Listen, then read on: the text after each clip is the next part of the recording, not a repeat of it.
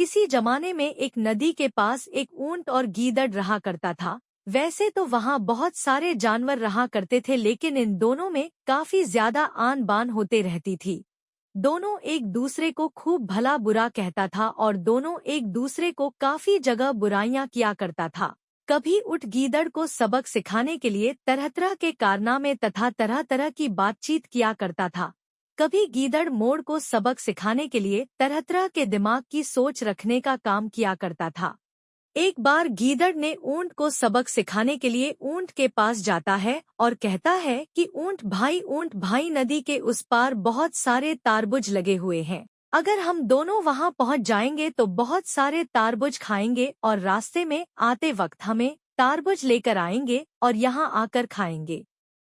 ऊंट गीदड़ की बातों में आ जाता है और फिर कहता है कि तुम सही कह रहे हो, चलो हम सभी लोग मतलब कि हम दोनों नदी के उस पार जाकर अच्छी अच्छी और ताज़ी तरबूज लाकर खाएंगे। अगली सुबह दोनों ऐसा ही करते हैं।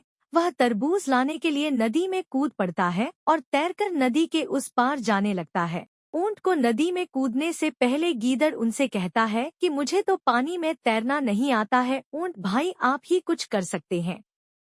तभी ऊंट कहता है कि मेरे भाई तुम व्यर्थ में चिंता मत करो, मैं तुम्हें अपनी पीठ पर बैठाकर नदी के उस पार लेकर जाऊंगा। उसके बाद हम दोनों मजे से अच्छी अच्छी और मजेदार मजेदार तरबूज खाएंगे। ऊंट गीदड़ को की पीठ पर बैठाकर नदी के उस पार लेकर जाता है। फिर दोनों मजे से तरबूज खाने लगते हैं। तरबूज खाने के बाद गीता बहुत जोरों से चिल्लाने लगता है। ऊंट और लोमड़ी की कहानी। गीदड़ की चिल्लाने की आवाज सुनकर तरबूज की देखरेख कर रहा किसान थोड़े थोड़े आता है और उसके बाद ऊंट की खूब पिटाई करता है। यह सभी देखकर गीदड़ किसी पेड़ के पीछे छिप जाता है और पीछे छुपकर ही ऊंट की पिटाई का मजा लेता है।